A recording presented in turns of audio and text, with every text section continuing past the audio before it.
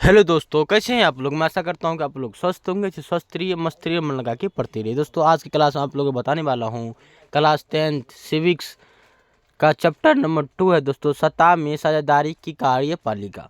इसका जो दोस्तों मोस्ट इंपॉर्टेंट सब्जेक्ट क्वेश्चन को आज जानेंगे। पूरे क्वेश्चन को आज क्लियर करेंगे दोस्तों इस चैप्टर का, और वही क्वेश्चन बताया जाएगा दोस्तों जो इम्पोर्टेंट हो, ठीक है, और जो बोर्ड एग्जाम में आपसे पूछा जाता है। चलिए आज के क्लास को शुरू करते हैं। शुरू करने से पहले दोस्तों, हमारे चैनल पर अगर आप नए आए हैं तो चैनल को सब्सक्राइब कर ले, और वीडियो अच्छी लगती है तो वीडियो को लाइक कर दो, अपने दोस्तों के पास शेयर जरूर करें। चलिए शुरू करते हैं आज के क्लास को। फर्स्ट क्वेश्चन लिखा है दोस्तों आज की क्लास के, सतह की साझेदारी से आप क्या समझ सतह की साझेदारी से आप क्या समझते हैं। ये जो दोस्तों आपका पहला चैप्टर जो बता चुके हैं दोस्तों, सतह में साझेदारी की, ये जो है चैप्टर आपको नंबर 1 चैप्टर जो है एक नंबर क्वेश्चन कराए हैं दोस्तों। वहाँ जाके सरल तरीका से आपको पूरा क्वेश्चन कराया गया है चैप्टर नंबर 1 का। आप जाके देख ले, प्ले लिस्ट में वीडियो है, ठीक है। चलिए आज के क्वेश्चन देख लीजिए, क्या लिखा है। सतह के साझेदारी से आप क्या समझते हैं, किस प्रकार लिखेंगे देख लीजिए। लिखा है दोस्तों आपका, सत्ता में साझेदारी लोकतांत्रिक व्यवस्था का एक महत्वपूर्ण आधार माना जाता है। और बोल रहा है सत्ता में साझेदारी की लोकतांत्रिक व्यवस्था का एक आधार महत्वपूर्ण क्या आधार माना जाता है। नागरिकों द्वारा सरकारी कामकाज में प्रत्यक्ष या अप्रत्यक्ष रूप से भाग लेना की प्रक्रिया को सत्ता की साझेदारी की संज्ञा दी गई है। देख लीजिए, कहता है सत्ता की साझेदारी किसे कहते हैं। नागरिकों द्वारा सरकारी कामकाज में प्रत्यक्ष अप्रत्यक्ष रूप से जो भाग लेते हैं दोस्तों, इसी क्रिया को क्या कहते हैं, सत्ता की साझेदारी की संज्ञा दी गई है, नाम दिया गया है। अर्थात राज्य के नागरिक द्वारा सरकारी स्तर पर निर्णय लेने या निर्णय निर्माण की प्रक्रिया को प्रभावित करना सत्ता की साझेदारी है। यह तभी संभव है जब सत्ता में अधिक से अधिक लोगों का साझेदारी सुनिश्चित हो। बोले ये तभी संभव, सत्ता की साझेदारी तभी सुनिश्चित हो पाती है जब तक अधिक से अधिक क्या हो, इसमें लोगों की साझेदारी ना हो, तब तक ये जो है सुनिश्चित रूप से संपन्न नहीं हो पाएगा, ठीक है। चलिए समझाऊंगे, स्क्रीनशॉट आप ले सकते हैं। चलिए 2 नंबर क्वेश्चन क्या लिखा है देख लीजिए। लिखा है दोस्तों आपका, सतह के विकेंद्रीयकरण से आप क्या समझते हैं। देख लीजिए क्या समझते हैं। उत्तर लिखा है दोस्तों आपका, आधुनिक युग में राज्य के कार्यों में अत्यधिक वृद्धि हो गई। आधुनिक युग में क्या हुआ, राज्य के कार्यों में अत्यधिक वृद्धि हो गई। राज्य का स्वरूप कार्य कल्याणकारी और समाजवादी हो, और क्या हो, राज्य का स्वरूप क्या हो, कल्याणकारी और समाजवादी हो गया। स्वाभाविक है कि एक स्थान पर सत्ता के केंद्रीकृत होने पर विकास का कार्य न हो सका और लोगों के जीवन को सुखमय नहीं बनाया जा सका। और बोल रहा है केंद्रीकृत होने पर विकास का कार्य न हो सका और लोगों के जीवन को सुखमय नहीं बनाया जा सका। इसी कारण सत्ता को कई स्तर पर बांट दिया जाता है, और इसी स्तर पर क्या होता है, इसी कारण सत्ता को कई स्तर पर बांट दिया जाता है। इसे ही सत्ता का केंद्रीकरण कहा जाता है। और इसे ही जब सत्ता को कोई गड़बड़ी हो और काम पूरा ना हो, कोई भी सरकारी कार्य काम पूरा ना हो, लोगों को लाभ ना मिले, तो तब जो है सत्ता को क्या करते हैं, बांट दिया जाता है अलग अलग हिस्सों में। इसी को क्या कहेंगे आप, सत्ता की केंद्रीकरण कहेंगे, सत्ता की केंद्रीकरण, ठीक है। चलिए समझाऊंगे, स्क्रीनशॉट ले लीजिए, बढ़ते हैं अगले क्वेश्चन की ओर। और 3 नंबर क्वेश्चन लिखा है दोस्तों आपका, संघीय शासन की 2 विशेषता बताएं। संघीय शासन की 2 विशेषता पूछ रहा है आपको दोस्तों। देख लीजिए, सबसे पहले उत्तर लिखेंगे, संघीय व्यवस्था की निम्नलिखित विशेषता, ये आपको लिखना ही पड़ेगा।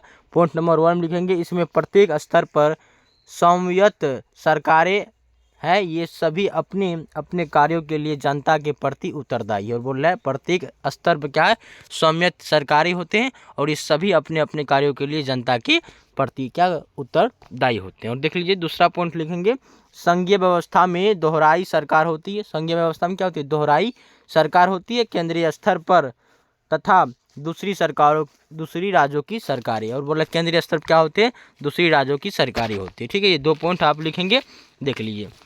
इस क्वेश्चन से ले लीजिए। 4 नंबर क्वेश्चन क्या लिखा है, पंचायती राज क्या है। पंचायती राज क्या है आपको देख लीजिए, किस प्रकार लिखेंगे। लिखेंगे दोस्तों, ग्रामीण स्थानीय शासन के लिए निर्मित व्यवस्था को पंचायती राज व्यवस्था कहते हैं। जब ग्रामीण स्थान पर जब ग्रामीण स्थानीय शासन के के लिए निर्मित व्यवस्था की जाए।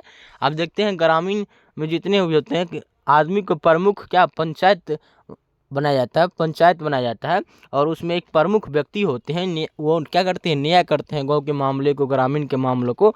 उसी को क्या कहेंगे, इसी प्रणाली को आप क्या कहेंगे, इसी व्यवस्था को आप कहेंगे। जब ग्रामीण स्थानीय शासन के निर्मित व्यवस्था को क्या कहेंगे, पंचायती राज व्यवस्था कहेंगे। स्थानीय शासन में जनता की प्रत्यक्ष भागीदारी सुनिश्चित कर स्वशासन की स्थापना इसका लक्ष्य। और बोल रहा है स्थानीय शासन वही उसी के वहीं रहने वाले एक शासन होते हैं और जनता की प्रत्यक्ष भागीदारी सुनिश्चित कर स्वशासन की स्थापना इसका क्या है, लक्ष्य होता है। इसके 3 स्तर होते हैं। इसके कितने स्तर होते हैं, इसके 3 स्तर होते हैं। गांव में ग्राम पंचायत होते हैं, गांव में कौन होते हैं, इसका शासक। ग्राम पंचायत व्यवस्था शासक कौन होते हैं, ग्राम में ग्राम पंचायत होते हैं, प्रखंड में पंचायत समिति होते हैं और जिला में जिला परिषद होते हैं। ठीक है, ये पंचायती राज क्या है देख लीजिए, 3 प्रकार के होते हैं। आप फिर से याद रखिए, गांव में कौन होते हैं, ग्रामीण पंचायत होते हैं इसका प्रमुख, और प्रखंड में इसका प्रमुख क्या होता है, पंचायती समिति, और जिला में जिला परिषद होते हैं। ठीक है, समझे होंगे। चलिए स्क्रीनशॉट ले लीजिए, ये भी क्वेश्चन आपको पूछ सकता है। बढ़ते हैं अगले क्वेश्चन की ओर। देखिए उसके बाद क्या लिखा है, समवर्ती सूची क्या है, समवर्ती सूची क्या आपको ये पूछ रहा है। देख लीजिए किस प्रकार लिखेंगे, भारत में संघीय शासन व्यवस्था है, केंद्र और राज्यों के बीच सत्ता का विभाजन हो गया है। और भारत में क्या है, संघीय शासन व्यवस्था, केंद्र और राज्यों के बीच क्या हुआ, सत्ता का विभाजन हो गया है। इसके लिए 3 सूचियां बनाई गई है। इसके लिए क्या, कितना सूचियां बनाई गई हैं, 3 सूची बनाई गई है। केंद्र सूची, राज्य सूची और संबद्ध सूची। और बोला केंद्रीय सूची बनाई गई है, केंद्र सूची, राज्य सूची और संबद्ध सूची। संबद्ध सूची में वैसे विषय रखे गए हैं जिन पर केंद्र और राज्य दोनों सरकारों को कानून बनाने का अधिकार हो। और संबद्ध सूची में वैसे केंद्र को रखा गया है, वैसे बातों को, वैसे विषय को रखा जाता है जिसमें क्या होता है, केंद्र और राज्य के दोनों सरकार को कानून बनाने का अधिकार होता है। शिक्षा, वन विभाग, न्याय व्यवस्था जैसे ही विषय होते हैं। और क्या होते हैं ये विषय, क्या क्या होते हैं, शिक्षा, वन विभाग, न्याय व्यवस्था भी ऐसे विषय इसमें होते हैं। किसमें दोस्तों, तो समवर्ती सूची में। ठीक है, चलिए समझाएंगे, देख लीजिए। 6 नंबर क्वेश्चन लिखा है दोस्तों आपका, लोकतंत्र जनता की सरकार है कैसे। लोकतंत्र जो है ये जनता की सरकार है कैसे है दोस्तों, देख लीजिए। लोकतंत्र में जनता स्वयं अपनी प्रतिनिधि का चुनाव करती है। जनता क्या करती है लोकतंत्र में, इतना उनके पास लोकतंत्र है, लोकतंत्र में जनता स्वयं अपनी प्रतिनिधि का चुनाव करती है। वोट आप जाके देते हैं तो ये आप स्वयं उनको वोट देते हैं जिनको आप प्रतिनिधि बनाना चाहते हैं, उन्हीं को वोट देते हैं। तो आपके मम्मी पापा जितने भी होंगे, या आप अगर उतना वर्ष के होंगे, जब 18 या 20-21 वर्ष के होंगे, उसे तो 18 वर्ष है अभी भारत में, तो 18 वर्ष के जब होंगे, तो जब किसी भी प्रतिनिधि को आप चुनेंगे तो आप अपना वोट देंगे, तभी वो प्रतिनिधि चुना जाएगा। तो इस प्रकार स्वयं इतना लोकतंत्र जनता की सरकार है। ये कैसे है, क्योंकि हम स्वयं कोई भी प्रतिनिधि को अपना वोट देकर अपना मन से क्या करते हैं, उसको चुनते हैं। और यही प्रतिनिधि सरकार का गठन करते हैं, और ये प्रतिनिधि क्या करती हैं, सरकार का गठन करते हैं और सरकार बनाती है। अतः यह जनता का ही सरकार, ये क्या है, जनता का ही सरकार। ये कहा है अभी कोई भी शासक, हमारे प्रधानमंत्री हो, मुख्यमंत्री हो, विधायक हो, कोई भी होता है दोस्तों, वो जो है एक आप वोट देते हैं, सभी वोट देते तभी वो बनते हैं। यानी अपने आदमी जो होता है स्वयं अपने प्रतिनिधि को चुनते हैं, इतना लोकतंत्र में अधिकार है। तो इसीलिए जनता का ही ये सरकार, लोकतंत्र में क्या है, जनता का ही सरकार होता है। ठीक है, चलिए समझोगे दोस्तों। 7 नंबर क्वेश्चन देख लीजिए क्या लिखा है, गठबंधन सरकारों की 2 उदाहरण दे। गठबंधन सरकार जो आप सुने होंगे नाम, कि गठबंधन नीतीश कुमार और लालू जी जो है गठबंधन किया था, आप सुने होंगे। तो ये गठबंधन सरकार क्या होती है, आप देख लीजिए। लिखे हैं दोस्तों, देख लीजिए। केंद्र में भाजपा एवं सहयोगी दलों का NDA अर्थात राष्ट्रीय लोकतांत्रिक गठबंधन, एवं पंजाब राज्य में NDA एवं अकाली दल अर्थात राष्ट्रीय लोकतांत्रिक गठबंधन, इसके 2 उदाहरण हैं। आप देखे होंगे दोस्तों, जब 2 पार्टी, अलग अलग पार्टी जब दो पार्टी अलग अलग पार्टी दोनों मिल जाते हैं और मिलकर चुनाव लड़ते हैं तो उसी को गठबंधन कहते हैं। उसको क्या कहते हैं? गठबंधन कहते हैं। आप इसको समझिए, देख लीजिए, ये भाजपा सहयोगी और दल सहयोगी भाजपा को कौन सहयोगी कौन करता है? एनडीए अर्थात राष्ट्रीय लोकतंत्र गठबंधन एवं पंजाब में क्या है? एनडीए एवं अकाली दल क्या थे? दोनों मिलकर क्या करते हैं? लड़ते हैं। इसका ये दोनों उदाहरण है। दो उदाहरण आपको बोला देने के लिए। तो भाजपा एवं सहयोगी दल डीएनए और पंजाब में क्या है? ये गठबंधन सरकार है एनडीए एवं अकाली दल का। ठीक है, ये आपका उदाहरण है। देखिए, समझेंगे, स्क्रीनशॉट ले लीजिए। चलिए बढ़ते हैं अगले क्वेश्चन की ओर। उसके बाद लिखा है, देखिए क्या लिखा है? बिहार में पंचायती राज व्यवस्था किस प्रकार की है? बिहार में पंचायती राज व्यवस्था किस प्रकार की है, आपको ये बताना है। देख लीजिए क्या लिखेंगे, यहाँ 3 स्तर पर पंचायती राज व्यवस्था है। बिहार में क्या है? 3 स्तर पर पंचायती राज व्यवस्था है। देख लीजिए कौन कौन सा स्तर पे है? ग्राम पंचायत के स्तर पे है, पंचायत समिति एवं जिला परिषद। 3 प्रकार के बिहार में स्तर होते हैं पंचायती राज व्यवस्था का।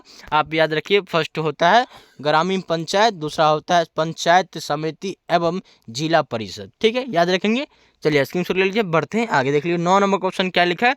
लिखा है, भारत में पंचायती राज व्यवस्था की शुरुआत कब और कहाँ हुई? बोल रहा है भारत में जो है पंचायती राज व्यवस्था की शुरुआत कब और कहाँ हुई थी? दोस्तों आपको बताना है। देख लीजिए, भारत में पंचायती राज व्यवस्था की शुरुआत सन 1950 में राजस्थान के नागौर जिले से हुई थी। आप याद रखिए कि सबसे पहले भारत में पंचायती राज व्यवस्था हुई थी, वह कितना इसमें हुई थी? 1950 में। और कहाँ हुई थी दोस्तों? ये हुई थी राजस्थान के गोनो जिले में। राजस्थान के गोनो जिले में इसका क्या हुआ था? सबसे पहले वहीं हुई थी और 1950 में ये हुई थी। ठीक है, चलिए याद रखेंगे। चलिए स्क्रीनशॉट ले लीजिए, बढ़ते हैं अगले क्वेश्चन की ओर। उसके बाद लिखा है, तो क्या लिखा? भारत में किस प्रकार का भाषा नीति है, स्पष्ट करें। भारत में जो है किस प्रकार की भाषा नीति है, स्पष्ट करने के लिए देख लीजिए किस प्रकार लिखेंगे दोस्तों। भारत में एक ऐसी भाषा की नीति तैयार किए गए हैं जो अधिकतर भारतीय जनसंख्या को शामिल करते हैं। और बोला ऐसी भाषा नीति तैयार किए गए हैं जो भारत अधिकतर भारतीय जनसंख्या क्या करती है? शामिल कर सके। देख लीजिए उसके बाद क्या लिखा? भारतीय संविधान में कुल 22 भाषाओं का स्थान प्रदान किया गया। कितने भाषा को? आप याद रखिए, भारतीय संविधान में कुल 22 भाषाओं को स्थान प्रदान किया गया है। 20 भाषाओं को समान रूप से संवर्धन एवं संचारण प्रदान किया गया है। हिंदी को भारत के 40% से भी अधिक जनसंख्या का प्रतिनिधि करती है।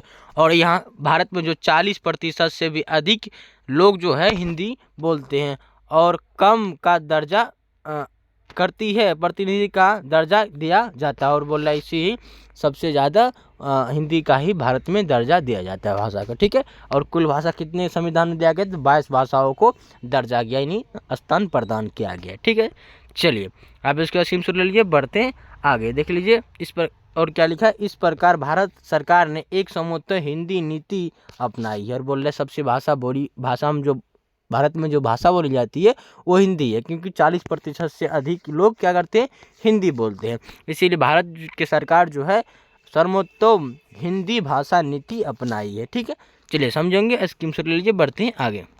उसके बाद लिखा है, देख लीजिए क्या लिखा है? भारतीय भाषाई नीति श्रीलंका की भाषा नीति से कैसे अलग है? भारतीय भाषाएं जो है श्रीलंका के भाषा नीति से कैसे अलग है, आपको ये पूछ दिया। देख लीजिए उत्तर लिखेंगे दोस्तों आप। भारतीय भाषाई नीति इस प्रकार बनाए गए कि जिसमें अधिकतम भारतीय जनसंख्या का प्रतिनिधि हो सके।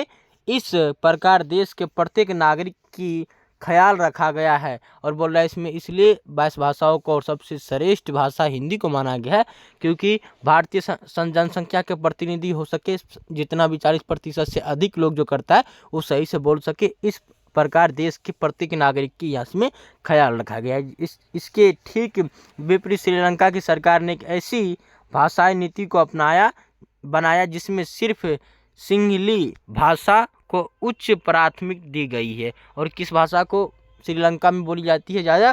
तो सिंहली भाषा को प्राथमिकता दी गई थी और बाकी सभी भाषाओं को दूर किनार कर दिया गया था और सभी भाषा को सिंगली भाषा को क्या गया था, प्राथमिकता दी गई थी सिंगली भाषा को, और दूसरी भाषा को दरकिनार कर दिया गया था। इसके स्वरूप वहाँ की जनता के बीच व्यापक असंतोष उत्पन्न हो गए और बोले वहाँ की जनता क्या हुआ, बहुत ही असंतोष व्यक्त हो गए थे और गृह युद्ध क्या होता, गृह युद्ध की शुरुआत हो गई थी। गृह युद्ध मतलब घर घर में युद्ध होने लगे थे। ठीक है, ये बात से जब ये सिंगली भाषा को दर्जा दिया गया और बाकी भाषा को दरकिनार कर दिया गया तो इसीलिए वहाँ की जनता क्या हुआ, असंतोष हो गए। ठीक है, चलिए, और गृह युद्ध शुरू हो गए, देख लीजिए। उसके बाद लिखा है दोस्तों आपका 12 नंबर क्वेश्चन, पंचायती राज के कई दो उद्देश्य बतावे। पंचायती राज के आपको पूछा है, बहुत ही विवेक क्वेश्चन है दोस्तों, बार बार यही पंचायती राज व्यवस्था वाला क्वेश्चन आपको पूछ दिया है तो ये आप इसको सही से समझे। देख लीजिए, पंचायती राज की कई दो उद्देश्य को आप करा लिखने के लिए देखिए, पहले लिखेंगे दोस्तों पंचायती राज के दो निम्नलिखित क्या है उद्देश्य है। पहला लिखेंगे ग्रामीण क्षेत्र के स्थानीय संस्थानों को वास्तविक शक्तियाँ सौंप कर लोकतंत्र को अधिक सशक्त बनाना। और दूसरा लिखा है स्थानीय मामलों के कार्यों में ग्रामीण को अधिक से अधिक साझेदारी प्रदान करना। और बोला स्थानीय मामलों में जो है कार्यों को जितने भी ग्रामीण कार्य है वो ग्रामीण के अधिक से अधिक लोगों को क्या करता है, साझेदारी देता है कि आप खुद ही इस मामले से, इस कार्य से निपटारा कीजिए। ठीक है, ये पंचायती राज व्यवस्था में क्या है दोस्तों, ये इसका उद्देश्य होता है। ठीक, चलिए इसको समझेंगे, स्कीम से ले लीजिए। आप बढ़ते हैं आगे, देख लीजिए। उसके बाद 13 नंबर क्वेश्चन लिखा है तो वार्ड परिषद के क्या कार्य है। वार्ड परिषद के क्या कार्य है दोस्तों, आपको ये पूछ दिया वार्ड परिषद के क्या कार्य है। देख लीजिए, आपको वार्ड परिषद जब बनता है दोस्तों, आप अभी भी ज़्यादा गांव में बना वार्ड परिषद, तो वार्ड परिषद के कार्य आपको क्या क्या होता है ये पूछ दिया। देख लीजिए, अब वार्ड परिषद के कार्य निम्नलिखित है, लिखेंगे नंबर 1 में वार्ड की सैकड़ों सड़कों, गलियां, नालियां की निर्मित सफाई करना है। और वार्ड परिषद की कार्य क्या है कि सड़कों, गलियां, नालियों की निर्मित सफाई करना है। और दूसरा पॉइंट लिखेंगे सड़कों, गलियों आदि सार्वजनिक स्थान पर बिजली की व्यवस्था करना है। और सड़कों, गलियों आदि सार्वजनिक स्थान यानी मंदिर, मस्जिद जितने भी हैं दोस्तों, सार्वजनिक स्थान सरकारों की जितने भी है उस पर क्या जाकर बिजली की क्या करना, व्यवस्था करना। तीसरा है दोस्तों वार्ड की जन वितरण प्रणाली को दुरुस्त तथा उसका निगरानी करना। वार्ड की जनवितरण प्रणाली को, जितने भी जनवितरण प्रणाली है को दुरुस्त तथा उसका निगरानी करना। ये किनका कार्य है दोस्तों, वार्ड परिषद का कार्य है। और 5वां कार्य देख लीजिए, निर्मल पेय जल की आपूर्ति उपलब्ध कराना। ये भी किसका उद्देश्य है दोस्तों, ये कार्य किनका है तो ये वार्ड परिषद की है कि निर्मल पेय जल की आपूर्ति उपलब्ध कराना। ठीक है, चलिए समझेंगे दोस्तों वार्ड परिषद, ये भी आपको विवेक क्वेश्चन आपको पूछ सकता है और आप जानिए दोस्तों कि वार्ड परिषद के क्या क्या कार्य है ये भी आपको जानना जरूरी है। ठीक है, स्क्रीन से ले लीजिए। बढ़ते हैं अगले क्वेश्चन की ओर, देख लीजिए क्या लिखा है। लिखा है दोस्तों ग्राम पंचायत के आय के स्रोत क्या है। ग्राम पंचायत के आय जो होता है उसका स्रोत क्या, आपको ये पूछ दिया। उत्तर देख लीजिए, ग्राम पंचायत के आय के निम्नलिखित स्रोत हैं। ये आप पॉइंट नंबर 1 लिखेंगे दोस्तों, कर स्रोत, होल्डिंग, व्यवसाय, व्यापार, पेशा और नियोजन है। और दूसरा पॉइंट फीस और रेट, वाहनों का निर्बंधन, तीर्थ स्थानों, हाटों और मेलों, जलापूर्ति, गलियों और अन्य स्थान पर प्रकाश, शौचालय और मंत्रालय बनाना। ये क्या है, ये पंचायती राज व्यवस्था की है। और देख लीजिए तीसरा पॉइंट लिखा है दोस्तों, वित्तीय अनुदान, राज्य वित्त आयोग की अनुशासन में पर राज्य सरकार द्वारा पंचायतों को शैक्षिक निधि से अनुदान भी दिया जाता है। ठीक है, ये किनका सारा कार्य है और आए दोस्तों ये ग्रामीण पंचायत का है। ठीक है, चलिए स्कीम सुन लीजिए। बढ़ते हैं अगले क्वेश्चन की ओर। उसके बाद लिखा है दोस्तों 15 नंबर क्वेश्चन लिखा है ग्राम सभा क्या है। ग्राम सभा क्या होता है, ये सारा नाम आप सुनेंगे, आप नहीं जानते हैं दोस्तों तो आज जान लीजिए ग्राम सभा क्या है। देख लीजिए ग्राम सभा क्या होता है। ग्राम सभा यह पंचायत की व्यवस्थापिका सभा है। ग्राम सभा यह पंचायत की व्यवस्थापिका सभा है। ग्राम पंचायत के क्षेत्र में रहने वाले सभी वयस्क स्त्री और पुरुष जो 18 वर्ष से अधिक उम्र के हैं ग्राम सभा के सदस्य होते हैं। और वह जितने भी ग्राम पंचायत के क्षेत्र में रहते हैं, स्त्री हो या पुरुष हो, और जो 18 वर्ष से अधिक उम्र के हो, वो ग्राम सभा क्या है, सदस्य होते हैं। आप याद रखिए कि ग्राम सभा जो 18 या 18 से अधिक वर्ष के हैं और जो उसी क्षेत्र के, उसी ग्राम पंचायत क्षेत्र में रहने वाले व्यक्ति हैं, या वो स्त्री रहे या पुरुष रहे, महिला रहे या आदमी रहे, कुछ भी रहे दोस्तों, तो वो क्या है, 18 वर्ष की उम्र में है तो वो ग्राम सभा के क्या है, सदस्य होते हैं। ठीक है। ग्राम सभा की बैठक वर्ष भर में कम से कम 4 बार होती है। क्या होती है, ग्राम सभा की बैठक वर्ष भर में कम से कम कितनी बार होती है, 4 बार होती है। मुखिया ग्राम सभा की बैठक बुलाता है। मुखिया क्या करता है, ग्राम सभा की बैठक बुलाता है। आपको पूछ देगा कि ग्राम सभा की बैठक कौन बुलाता है, तो ये कौन बुलाता है दोस्तों, तो मुखिया बुलाता है। ठीक है। और इसकी अध्यक्षता करता है, और कौन अध्यक्षता करता है, मुखिया ही इसका अध्यक्षता करता है। ठीक है। चलिए, ग्राम सभा क्या होती है आप समझ गए दोस्तों, स्क्रीनशॉट आप इसको ले सकते हैं। चलिए बढ़ते हैं अगले क्वेश्चन की ओर। देख लीजिए, ग्राम रक्षा दल क्या है, आपको पूछ दिया ग्राम रक्षा दल क्या है। ग्राम रक्षा दल क्या है, और उत्तर लिखेंगे दोस्तों, ग्राम रक्षा दल ग्राम पंचायत का प्रमुख अंग होता है। ग्राम रक्षा दल जो होता है ग्राम पंचायत का प्रमुख अंग होता है। इसे ग्राम की पुलिस व्यवस्था कहा जाता है। इसे क्या कहता है, ग्राम की पुलिस व्यवस्था कहा जाता है। ग्राम के 18 से 30 वर्ष की आयु वाले स्वस्थ युवक ग्राम रक्षा के दल के सदस्य होते हैं। और जो 30 से क्या होते हैं, 18 से 30 वर्ष की आयु वाले स्वस्थ युवक रक्षा दल के क्या होते हैं, सदस्य होते हैं। और देख लीजिए क्या लिखा है, सदस्य होते हैं। ग्राम रक्षा दल का प्रधान दलपति होता है। और बोला ग्राम रक्षा दल का जो प्रधान होता है वो दलपति होता है, जिसकी नियुक्ति सरकार द्वारा की जाती है। और इसकी दलपति की नियुक्ति किसके द्वारा की जाती है, तो ये सरकार द्वारा की जाती है। इसका मुख्य काम रात्रि में पहरा देना है। इसका मुख्य काम क्या होता है, दलपति का, कि रात में पहरा देना, बाढ़ अकाल जैसी आकस्मिक घटनाओं का डटकर सामना करना। और क्या है, इसका जो है बाढ़ अकाल जैसी आकस्मिक घटनाओं जो होती है उसको डट के सामना करना किसका कार्य है, दलपति का। और ये किसका अध्यक्ष रहता है दोस्तों, तो ये रहता है आपका ग्राम रक्षा दल का। और ये ग्राम रक्षा दल का सदस्य कौन होते हैं, तो ये होते हैं स्वस्थ व्यक्ति, युवक जो होते हैं, स्वस्थ युवक वो होते हैं। ठीक है। चलिए आप समझेंगे दोस्तों, स्कीम से लीजिए। बढ़ते हैं अगले क्वेश्चन की ओर। उसके बाद लिखा है, तो क्या लिखा है, ग्राम निगम की आय की प्रमुख साधनों को बताइए। बोल रहा ग्राम निगम की आय के प्रमुख साधनों को बताइए। देख लीजिए क्या किस प्रकार लिखेंगे ग्राम निगम की आय के मुख्य स्रोत निम्नलिखित है। पॉइंट नंबर 1 लिखेंगे दोस्तों, मकान कर, जल कर और शौचालय कर, ये नगर निगम की आय के प्रमुख स्रोत होते हैं दोस्तों। ये मकान कर लगाते हैं, जल में कर लगाते हैं, नहीं टैक्स लगाते हैं, और शौचालय में कर लगाते हैं। दूसरा पॉइंट लिखेंगे दोस्तों, हाट एवं बाजारों क्या से आय लाना, हाट एवं बाजारों पर ही टैक्स लगाते हैं। और दूसरा, नगर निगम शुल्क जैसे गाड़ी, रिक्शा, साइकिल, ठेला पर वार्षिक शुल्क लगाना, ये भी है। और देख लीजिए उसके बाद क्या, सीमा शुल्क भी, और सरकार द्वारा प्राप्त वित्तीय सहायता, ये क्या है दोस्तों, ये नगर निगम की आय के प्रमुख स्रोत होते हैं। ठीक है, स्क्रीनशॉट ले लीजिए।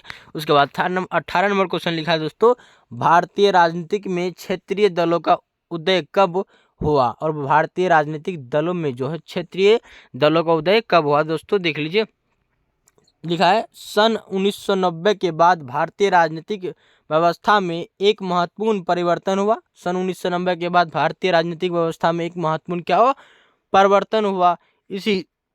इसी समय विभिन्न राज्यों में क्षेत्रीय राजनीतिक दलों का उदय हुआ। और इसी समय क्या हुआ, विभिन्न राज्यों में क्षेत्रीय राजनीतिक दल का उदय हुआ, एवं अनेक राज्य स्तरीय दल भी अस्तित्व में आए। बोला अनेक राज्य दल जो है अस्तित्व में भी आए थे। ठीक है, चलिए समझेंगे दोस्तों, स्क्रीनशॉट आप ले सकते हैं। बढ़ते हैं अगले क्वेश्चन की ओर। उसके बाद लिखा है तो क्या लिखा, भारतीय संविधान में दिए गए तीनों सूचनाओं को बताइए। बोला भारतीय संविधान में दिए गए तीनों सूचियों के नाम लिखे। देख लीजिए किस प्रकार है दोस्तों आपका, क्या भारतीय संविधान में 3 सूची है, संघ सूची, राज्य सूची एवं समवर्ती सूची। ठीक है, ये भारतीय संविधान में दिए गए सूची के नाम क्या क्या लिखेंगे, संघ सूची, राज्य सूची और समवर्ती सूची है। ठीक है, चलिए उसके बाद क्या लिखा है, दल बदल कानून क्या है। ये बहुत ही टफ क्वेश्चन है दोस्तों और बहुत ही अच्छा क्वेश्चन है, आपको हर बार परीक्षा में पूछा, इसको समझना आपको बहुत जरूरी होता है। दल बदल कानून क्या होता है, देख लीजिए। दल बदल कानून, जब कोई व्यक्ति या जन प्रतिनिधि किसी दल विशेष के चुनाव चिन्ह पर चुनाव लड़े और चुनाव जीत जाने के पश्चात उस दल को त्याग कर किसी दलों की अध्यक्षता, किसी दल का अध्यक्षता ग्रहण कर ले तो उसे दल बदल कहा जाता है। ठीक है, देखिए ध्यान समझिए, आपको उदाहरण समझाएंगे दोस्तों। जब कोई व्यक्ति जो है, कोई व्यक्ति जो खड़ा होता है, किसमें, इलेक्शन में खड़ा होता है और जनप्रतिनिधि किसी दल, विशेष दल से क्या होता है, उसके चुनाव चिन्ह पर लड़ते हैं और चुनाव लड़ने के बाद चुनाव जीत जाने के पश्चात, और चुनाव जब जीत जाते हैं तो कुछ दिन के बाद उस दल को क्या करते हैं, वो त्याग देते हैं। वही व्यक्ति, जो व्यक्ति चुनाव लड़कर और दूसरे पार्टी में आकर वो उसके चिन्ह पर उसके पार्टी में जीत कर और क्या करते हैं, उसी पार्टी को कुछ दिन के बाद इस्तीफा त्याग पत्र दे देते हैं और किसी दलों की अध्यक्षता ग्रहण कर और किसी दल में जाके क्या करते हैं, शपथ ले लेते हैं और उसके दल को संभालने लगते हैं, उसके दल में काम करने लगते हैं। तो उसी दल को, आप उसी चीज़ को क्या कहेंगे, दल बदल कहेंगे, दल बदल कानून कहेंगे। ठीक है, अभी देख लीजिए उदाहरण के लिए नीतीश कुमार क्या हुआ था, गठबंधन किया था और गठबंधन के बाद जब वो बोला हम हारने लगेंगे, तभी जो है वो सब कह रहा है कि मना कर दिया है, वो जो है बीजेपी के साथ आएंगे। ठीक है, तो दल बदल ये नीतीश कुमार करते रहता है, फिर लालू के पास जाता है कभी कभी, कभी तेजस्वी के साथ, कभी बीजेपी के साथ, कभी खुद लड़ता है। तो ये दल बदल करते रहता है नीतीश चाचा। ठीक है, नीतीश चाचा कहते हैं सब, तो नीतीश चाचा दल बदल करते रहते हैं, इसी को कहेंगे आप, इसी प्रक्रिया जिस तरह नीतीश कुमार यानी हमारे अभी बिहार के जो है सीएम है दोस्तों, तो इसी को आप कहेंगे दल बदल कानून वो करते हैं। ठीक है, चलिए इसको समझेंगे उदाहरण के साथ दोस्तों। और आए दिन दल बदल के सरकार के कारण क्या होता है, गिरती रहती है। और सरकार क्या करती है, दल बदल के कारण क्या, सरकार एक दूसरे का गिरते रहती है। दल बदल की बढ़ती प्रवृत्ति को रोकने के लिए दल बदल कानून लागू किया गया। और बोल रहा है इसी क्या करते हैं, दल बदल कानून को रोकने के लिए दल बदल कानून का लागू किया गया। नई दल बदल कानून के अनुसार अब क्या हुआ, अनुसार अब गायकों या सांसदों को अपनी सीट गंवानी पड़ सकती है। और बोला गायकों या सांसदों को अपनी सीट गंवानी पड़ती है। इस सदस्यों का दल बदल रोकने के लिए 1985 एवं 2003 में संविधान में संशोधन कर दल बदल कानून को बनाया गया कि आप दल बदल कर सकते हैं। ठीक है, चलिए समझेंगे दोस्तों इसको। चलिए बढ़ते हैं अगले क्वेश्चन की ओर। उसके बाद लिखा है दोस्तों, संघात्मक शासन व्यवस्था में निम्नलिखित संविधान क्यों आवश्यक है। संघात्मक शासन व्यवस्था में निम्नलिखित संविधान जो है क्यों आवश्यक है। देख लीजिए, संघात्मक शासन व्यवस्था में लिखित संविधान आवश्यक है क्योंकि इस शासन व्यवस्था में प्रांतों एवं केंद्रों के सरकार माध्यम शक्तियों का बंटवारा किया जाता है। शक्तियों का बंटवारा संविधान द्वारा ही किया जाता है और शक्तियों का बंटवारा संविधान के द्वारा ही किया जाता है। यदि संविधान लिखित नहीं होगा तो शक्तियां का बंटवारा स्पष्ट तथा सुरक्षित रूप से नहीं होगा। और वो लिखित संविधान अगर नहीं होगा तो ये जो बंटवारा जो होता है दोस्तों, वो क्या होता है, सुरक्षित रूप से नहीं होगा तथा केंद्र व प्रांतों के माध्यम अधिक विवाद उत्पन्न हो सकते हैं। और क्या होता है, संविधान अगर नहीं रहेगा, लिखित संविधान नहीं रहेगा, तो ये जो होते हैं दोस्तों संविधान बंटवारा होते हैं, तो ये क्या होता है, और इसके कारण जब नहीं रहेंगे संविधान, लिखित संविधान, तो ये क्या हो जाएंगे, केंद्र और प्रांतों के माध्यम अधिक क्या होगा, विवाद उत्पन्न हो सकता है। ठीक है, इसीलिए लिखित संविधान होना बहुत ही जरूरी होता है। ठीक है, समझेंगे दोस्तों। उसके बाद देख लीजिए 22 नंबर क्वेश्चन आपका लिखा है दोस्तों, राज्य सूची में कल कितने विषय को रखा गया है। उदाहरण दे बोल रहा है, राज्य सूची में कुल 66 विषयों को रखा गया है जिनका महत्व राज्य सरकार के लिए सर्वाधिक है, जैसे पुलिस, व्यापार, वाणिज्य और कृषि इत्यादि है। ठीक है, चलिए इसको समझेंगे, स्क्रीनशॉट आप ले सकते हैं। बढ़ते हैं अगले क्वेश्चन की ओर।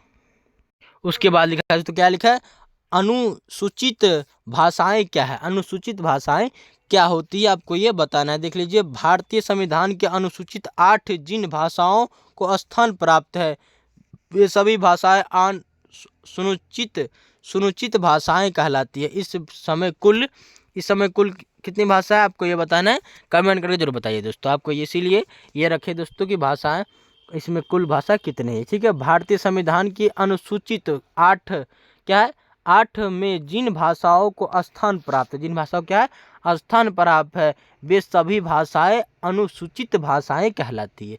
अनुसूचित भाषाएं क्या है, तो आपको पूछेगा जिन भाषाओं का, बोलेंगे जिन 8 भाषाओं को क्या है संविधान में स्थान प्राप्त या मान्यता प्राप्त है, उसी भाषाओं को क्या कहते हैं, अनुसूचित भाषाएं कहती हैं। यह कुल कितने भाषाएं आपको बताना है। ठीक है, चलिए उसके बाद क्या लिखा है, 22वां क्वेश्चन, स्थानीय स्वशासन में किस स्तर की शासन व्यवस्था है। स्थानीय स्वशासन में किस स्तर की शासन व्यवस्था है। देख लीजिए किस प्रकार लिखेंगे, यह शासन की सबसे निचली पीढ़ी है। और शासन की क्या है, ये निचली पीढ़ी है जो ग्रामीण स्तर पर पंचायती राज एवं शहरी क्षेत्र में नगर पालिका के नाम से जाना जाता है। और बोल रहे सबसे क्या निचली शासन का सबसे निचली सीढ़ी है। ग्रामीण स्तर पर क्या होता है, पंचायती राज एवं शहरी क्षेत्र में इसको क्या कहते हैं, नगर पालिका के नाम से इसको जाना जाता है। ठीक है, चलिए समझोगे। चलिए उसके बाद क्या लिखा है, 25 नंबर क्वेश्चन लिखा है दोस्तों आपका, भारतीय संविधान के 2 प्रावधानों का वर्णन करें जो भारत को धर्मनिरपेक्ष राज्य बनाते हैं। बोल रहे जो धर्मनिरपेक्ष राज्य बनाते हैं उस संविधान के 2 प्रस्तावनाओं को आप लिखेंगे। ठीक है, चलिए देखिए किस प्रकार लिखेंगे। उत्तर में आपको लिखा है दोस्तों, नंबर 1, भारतीय संविधान की प्रस्तावना संवैधानिक संशोधन द्वारा भारत को धर्मनिरपेक्ष राज्य घोषित किया गया। और बोला संवैधानिक संशोधन के द्वारा भारत को धर्मनिरपेक्ष राज्य घोषित किया गया। दूसरा पॉइंट लिखेंगे, संविधान में इस बात का स्पष्ट उल्लेख कर दिया गया कि भारत का अपना कोई धर्म नहीं। और बोला भारत में यह भारतीय संविधान में स्पष्ट है कि भारत का कोई अपना धर्म नहीं होता है, यह सारे धर्म के लोग एक हैं। कोई भी है, अगर रिक्शा चलाने वाले हैं दोस्तों और कुर्सी पर बैठे राष्ट्रपति हो या प्रधानमंत्री, तो ये दोनों बराबर हमारे भारत में। ठीक है, तो ये भारत क्या होते हैं, भारत का ये संशोधन क्या, भारत के संविधान में ये बात स्पष्ट लिखा गया है कि भारत का कोई अपना धर्म नहीं है। ठीक है, यहाँ कोई भी रह सकते हैं। चलिए इसको समझेंगे दोस्तों। चलिए स्क्रीनशॉट ले सकते हैं सभी को। चलिए बढ़ते हैं अगले क्वेश्चन की ओर। उसके बाद लिखा है दोस्तों आपका, संसदीय शासन की क्या विशेषता है। संसदीय शासन की क्या विशेषता है, देख लीजिए। आपका उत्तर लिखा है, भारत में संसदीय सरकार है, इसकी विशेषता इस प्रकार है। इसकी व्यवस्था देख लीजिए, प्रथम संसदीय सरकार में 2 तरह की कार्यपालिका होती है। कार्यपालिका, प्रथम संसदीय सरकार में 2 तरह की कार्यपालिका होती है। नंबर 1 लिखेंगे दोस्तों आपका, नाम मात्र की होती है। और दूसरा होती है वास्तविक राष्ट्रपति नाम मात्र प्रधान होता है। जब प्रधानमंत्री वास्तविक प्रधान दूसरे प्रधानमंत्री अपने मंत्रिमंडल सहित लोकसभा के प्रति उत्तरदायी होता है, तो तीसरे क्या होता है, तीसरे लोकसभा बहुमत से मंत्रिमंडल को अपदस्थ कर सकते हैं। ठीक है, चलिए उसके बाद 27 नंबर क्वेश्चन आप क्या लिखा है, देख लीजिए। श्रीलंका में गृहयुद्ध जो हुआ था उसका क्या कारण था। देख लीजिए उत्तर लिखा है, उत्तर क्या लिखा है, श्रीलंका की सरकार ने स्वतंत्रता के बाद जो भी कानून बनाए उसमें सत्ताधारी सिंघली समुदाय ने तमिल समुदाय के हितों की नियंत्रण अपेक्षा की। इसके परिणाम स्वरूप तमिलों तथा सिंघलियों के बीच के टकराव ने गृहयुद्ध का रूप ले लिया। देख लीजिए यहाँ आपको पीछे में समझाया दोस्तों कि श्रीलंका के जो है वहाँ की शासक जो है क्या किया, सिंघली भाषा को महत्व दिया। ये कि तमिल समुदाय के हितों की नियंत्रण अपेक्षा उसके परिणाम स्वरूप तमिल तथा सिंघलों के बीच क्या हुआ, टकराव हुआ। सिंघली जो है ये तमिल को क्या हुआ, प्रधान नहीं दिया, उस सिंघली भाषा को वहाँ के श्रीलंका के शासक प्रधान दिया और सारी भाषा को क्या दरकिनार कर दिया। इसीलिए तमिल लोग जितने भी थे वो सिंघली के बीच क्या हुआ, दोनों के बीच टकरार हुआ, ये गृहयुद्ध का कारण बना। ठीक है, इसी प्रकार आप लिखेंगे कि ये भाषाएं के चक्कर में जो गृहयुद्ध हुआ था। ठीक है, चलिए स्कीम सुन लीजिए, बढ़ते हैं अगले क्वेश्चन की ओर। उसके बाद लिखा है, तो क्या लिखा है, भारत में लोकतंत्र क्यों कहा जाता है, भारत को गणतंत्र, सॉरी लोकतंत्र नहीं गणतंत्र क्यों कहा जाता है, गणतंत्र भारत को क्यों कहा जाता है दोस्तों। इस तरह भी आप देख लीजिए, गणतंत्र मंगाई नहीं 26 जनवरी मनाए दोस्तों, तो उसी को गणतंत्र दिवस यानी रिपब्लिक डे भी कहा जाता है। देख लीजिए किस प्रकार लिखेंगे, गणतंत्र क्यों जाता है, प्रस्तावना में भारत को गणतंत्र घोषित किया गया, प्रस्तावना में क्या गया, भारत को गणतंत्र घोषित किया गया। इस बात को स्पष्ट किया गया है कि देश में किसी वंशगत राजा का शासन नहीं होगा, और इस बात का स्पष्ट किया गया है कि वंशागत, मान लीजिए किसी का बाप राजा था, है ना, किसी का बाप प्रधानमंत्री था, अगर वो उसका बेटा है तो वही प्रधानमंत्री नहीं बन सकता है, वो दूसरा भी प्रधानमंत्री बन सकता है, राजा के बेटा राजा नहीं बन सकता है ना, दूसरा भी कोई राजा बन सकता है, प्रधानमंत्री बन सकता है, राष्ट्रपति बन सकता है, मुख्यमंत्री बन सकता है, ये हमारे संविधान में किया गया है। ठीक है, इस बात को स्पष्ट किया कि देश में किसी भी वंशागत राज्य का शासन नहीं होगा। संविधान यह व्यवस्था करता है कि देश का शासन राष्ट्रपति होगा, देश का क्या होगा, शासक राष्ट्रपति होगा, पूरे देश का शासक क्या होगा दोस्तों, वो राष्ट्रपति होगा, जो जनता द्वारा निश्चित अवधि के लिए चुना जाएगा, और जनता के लिए निश्चित अवधि के लिए वो चुना जाएगा। ठीक है, चलिए समझेंगे दोस्तों भारत को लोकतंत्र क्यों कहा जाता है। देख लो उसके बाद क्या लिखा है, संघीयतात्मक शासन क्या है, संघीयतात्मक शासक क्या है। देखिए भारत के विभाजन के आधार पर शासन के दो रूप होते हैं, एकात्मक शासन एवं संघीयतात्मक शासक। जब भारत एक ही जगह में केंद्रित होती है तो उसे एकात्मक शासक कहा है। जब भारत एक ही जगह में क्या होते हैं, केंद्रित होते हैं, तो उसे क्या कहते हैं, एकात्मक शासन कहा जाता है। और जहां सत्ता की विकेंद्रीकरण कर दिया जाता है तो उसे वही संघात्मक शासन स्थापित हो जाती है। संघात्मक शासन में दोहरी सरकार होती है, केंद्र सरकार एवं इकाई की सरकार दोनों के अधिकार क्षेत्र विभाजित किए कर दिए जाते हैं। ठीक है, चलिए समझेंगे इसको, स्कीम से ले लीजिए, बढ़ते हैं अगले क्वेश्चन की ओर। उसके बाद लिखा है, तो क्या लिखा, शासन की शक्ति किसी एक व्यक्ति या समूह के हाथों में नहीं होनी चाहिए, क्यों। और बोला शासन की शक्ति किसी एक व्यक्ति या समूह के हाथों में नहीं होना चाहिए, क्यों पूछ रहा है दोस्तों। देख लीजिए उत्तर लिखा है, सत्ता के एक हाथ में रहने से निष्क्रियता आ जाएगी। और बोला जब एक ही हाथ में रहेगा तो मतलब एक ही आदमी पूरे भारत को चलाएगा, जब तक वो नहीं जीवित रहेगा तब तक चलाएगा, तो ऐसे में उस आदमी के अंदर जो है निष्क्रियता आ जाएगा, अत्याचार करने लगेंगे लोगों पर, और शासन अपनी मनमानी प्रारंभ कर देगा, शासक जो है अपनी मनमानी प्रारंभ कर देगा। सत्ता के बंटवारे से सभी वर्गों को समान अवसर मिलेगा, और सत्ता के बंटवारे से क्या होता है, सभी वर्गों को समान अधिकार मिलता है, जिससे सभी की बात समान रूप से सुनी जाती है। और सत्ता की बंटवारी इसलिए की जाती है क्योंकि सभी वर्गों को समान अवसर मिलेगा, और उससे सभी की बात समान रूप से सुनी जाएगी। यही कारण है कि भारत की शासन शक्ति किसी एक व्यक्ति या समूह के हाथों में क्या होती है, नहीं होनी चाहिए। भारत की कोई भी व्यक्ति हो, वो कोई भी प्राइम मिनिस्टर हो, तो वो लगातार जो है किसी राज्य को, या किसी मुख्यमंत्री हो या प्रधानमंत्री हो, प्रधानमंत्री लगातार 5 साल 10 साल या 50 साल 4-5 बार जो 5 साल का अवधि होता है, प्रधानमंत्री ले या सीएम ले लीजिए या प्राइम मिनिस्टर ले लीजिए, तो 5 साल की अवधि होती है, लगातार जो है 5-6 बार ना बने, तो उस व्यक्ति में, जो व्यक्ति प्राइम मिनिस्टर है या सीएम है, तो उसमें निष्क्रियतावादी आ जाती है, और लोगों की अपने शासन की क्या कहते हैं, मनमानी प्रारंभ कर देते हैं, और किसी की बात नहीं सुनते। इसीलिए भारत की शासन की शक्ति किसी एक व्यक्ति या समूह के हाथ में क्या होना चाहिए, नहीं होना चाहिए। ठीक है, चलिए समझेंगे। उसके बाद क्या लिखा है, 31 नंबर क्वेश्चन लिखा है, संघ राज का अर्थ बताइए। संघ राज का कह रहा है, अर्थ बताइए। देख लीजिए संघ राज का अर्थ क्या है दोस्तों। संघ राज में 2 प्रकार की सरकारें होती है। संघ राज में कितने प्रकार की सरकार होती है, 2 प्रकार की संघ राज में सरकारी होती है। एक केंद्रीय या संघीय तथा दूसरा सरकार जब देश में केंद्रीय सरकार होता है, एक संघीय सरकार होता है। याद रखिए कि 2 प्रकार की संघीय राज्य में दो प्रकार की सरकार होती है, एक केंद्रीय सरकार, एक संघीय सरकार। दूसरा राज्य सरकार होता है जब देश में शासन संचालन के लिए दोहरे स्तर की सरकार का गठन किया जाता है तो वह संघीय सरकार कहलाता है। जब देश में शासन संचालन के लिए दोहरे स्तर की सरकार का गठन किया जाता है, अब ध्यान सुनिए, तो वो क्या कहलाती है? संघीय सरकार कहलाती है। संघीय सरकार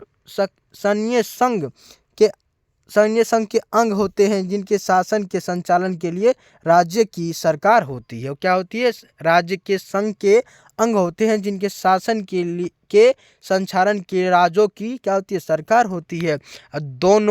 दोनों स्तर के सरकारों के बीच संविधान के द्वारा शक्तियों का बंटवारा कर दिया जाता है। और क्या कहते हैं? दोनों स्तरों के सरकारों के बीच संविधान के द्वारा क्या होती है?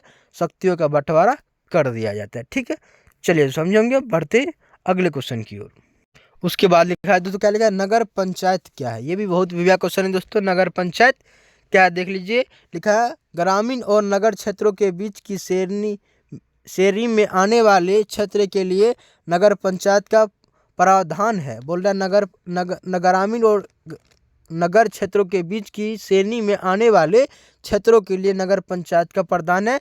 जिस शहर की जनसंख्या 12,000 से 40,000 के बीच है वह नगर पंचायत की व्यवस्था की गई है। और बोल रहा है जिस शहर की जनसंख्या क्या है? 12,000 से क्या है? 40,000 के बीच है, वह नगर पंचायत की व्यवस्था की गई है। नगर पंचायत में परिषद की न्यूनतम संख्या 10 से और अधिकतम 25 हो सकती है। और बोल रहा है उसमें क्या होती है? 10 में 12,000 से 40,000 होती है, वहाँ की नगर पंचायत व्यवस्था हो जाती है। और नगर क्या होती है? नगर पंचायत में परिषद की न्यूनतम परिषद बनते हैं और उसके आयु कितनी होना चाहिए? परिषद जो बनेगा दोस्तों वो आयु कितनी होनी चाहिए? संख्या 10 से और अधिकतम क्या होना चाहिए? 25 हो सकती है, जिसका क्या निर्वाचन 5 वर्षों के लिए होता है। और किसका निर्वाचन होती है? ये परिषद जो बनते हैं दोस्तों, नगर निगम परिषद जो बनते हैं वो क्या बनते हैं? 5 साल के लिए हो सकता है। चुनाव आरक्षण के नियमों के तहत होता है, और ये चुनाव आरक्षण के नियमों के तहत होता है। ठीक है, चलिए समझेंगे, बढ़ते हैं अगले क्वेश्चन की ओर। उसके बाद लिखा है दोस्तों, लोकतंत्र में राजनीतिक दलों के सामने अंकों की चुनौतियां हैं। एक राजनीतिक दल के अध्यक्ष के रूप में आप इन चुनौतियों को कैसे निपटाएंगे? देख लीजिए, उत्तर लिखे, राजनीतिक दलों का ध्यान सबसे अधिक निर्वाचन से अधिक सीटों पर जीत प्राप्त करने का रहता है। इसके लिए किसी राजनीतिक दल के अध्यक्ष को संगठन तकमक चुनाव में स्वच्छ छवियों वालों को टिकट का आवंटन, युवाओं और महिलाओं की अधिकता भागीदारी, चुनाव के बाद नतीजे का सर्वेक्षण करना तथा अपने कार्यकर्ताओं की शिकायतें सुनने के लिए जनता दरबार लगाने की व्यवस्था करना चाहिए। ये सारी कार्य करना चाहिए। क्या करना चाहिए? कि संगठन तकमक चुनाव करना चाहिए। चुनाव में क्या होना चाहिए? चुनाव में स्वच्छ छवियों वालों को टिकट देना चाहिए। युवा और महिलाओं की अधिक महिला और युवा को अधिक बनाना चाहिए। उसका भागीदारी होना चाहिए। चुनाव के बाद नतीजे का सर्वेक्षण करना चाहिए। नतीजे क्या करना चाहिए? सर्वेक्षण करना चाहिए तथा अपने कार्यकर्ताओं की शिकायतों सुनना चाहिए और दरबार लगाने की व्यवस्था करना चाहिए। ये सारी कार्य करना चाहिए। ठीक है, चलिए स्क्रीनशॉट ले लीजिए, बढ़ते हैं अगले क्वेश्चन की ओर। उसके बाद लिखा है दोस्तों, स्थानीय स्वशासन के महत्व का उल्लेख करें। देख लीजिए किस प्रकार लिखेंगे दोस्तों, स्थानीय स्वशासन का आशय ऐसी प्रणाली है जिसमें स्थानीय क्षेत्र का शासन वहां की जनता द्वारा निर्वाचित प्रतिनिधि द्वारा संचालित होता है। लोकतंत्र की यह मूल मान्यता है। और बोला मान्यता क्या है? कि स्थानीय स्वशासन वहाँ क्या होती है? नगर पंचायत की क्या होती है? नगर पंचायत की प्रधान होती है। और वहाँ की क्या होती है? वहाँ की शासक जनता द्वारा निर्वाचित प्रतिनिधि द्वारा संचालित होता है। लोकतंत्र की यह मूल्य क्या है? मान्यता है कि शासन क्या है?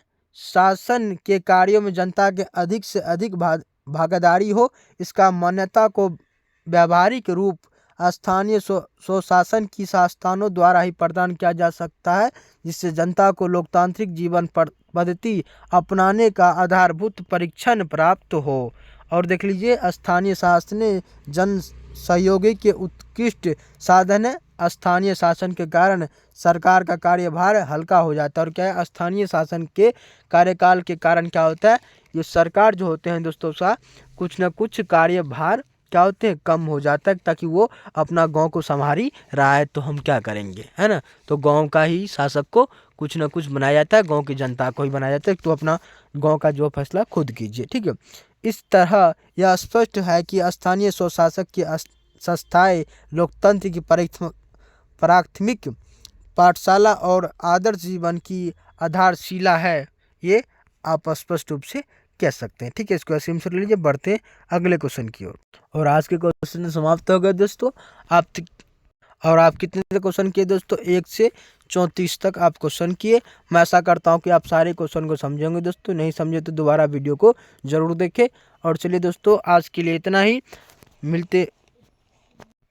और अभी तक हमारे चैनल को आप सब्सक्राइब नहीं किए, सब्सक्राइब कर ले दोस्तों। और आपको वीडियो आपके लिए थोड़ा भी यूजफुल बना हो तो वीडियो को लाइक कर दें और अपने दोस्तों के पास ज़रूर से ज़रूर शेयर करें। चलिए आज के लिए इतना ही, मिलते हैं अगले वीडियो के साथ, अगले सोच के साथ। तब तक के लिए जय हिंद दोस्तों, जय हिंद।